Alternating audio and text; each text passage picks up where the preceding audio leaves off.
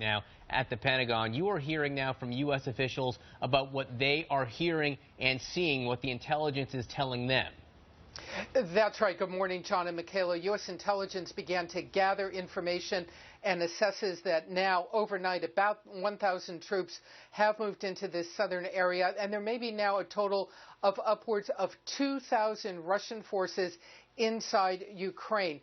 What officials are telling us are these are regular Russian forces, no separatists, no rebels. This is the real deal.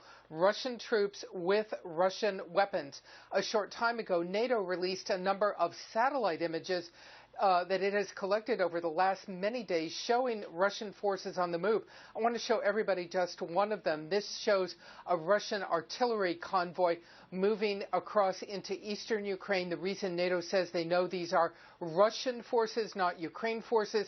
This is an area where Ukraine forces have no control, where they are not located. Only Russian troops are there. You see at the top of your screen those black dots, that essentially a convoy of Russian artillery.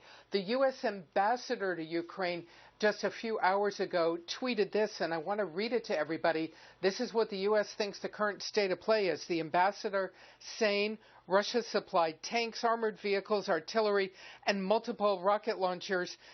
They have been insufficient to defeat Ukraine's armed forces, so now an increasing number of Russian troops are intervening directly in the fighting on Ukrainian territory. We are also told the Russians have moved in very long-range anti-air equipment, anti-air weapons. That is their move to try and keep the Ukrainian Air Force from taking to the skies to fight them that way.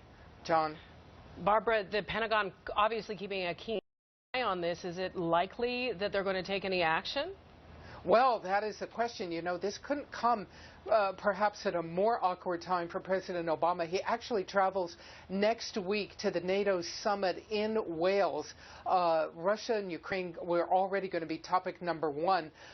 Don't expect to see a lot of new U.S. military moves. There's support for the Ukrainian military, non-lethal support, some equipment, some deliveries of things like tents and uniforms. There's a lot of movement of U.S. troops in Europe to conduct more exercises and training with East European allies. There are the sanctions against Russia. But right now, this is very tough to see a way ahead. You know, here in the Pentagon hallways, you hear the word invasion, you hear the word incursion. But the White House still yet to weigh in on this very publicly today. Michaela, John. All right, Barbara Starr, currently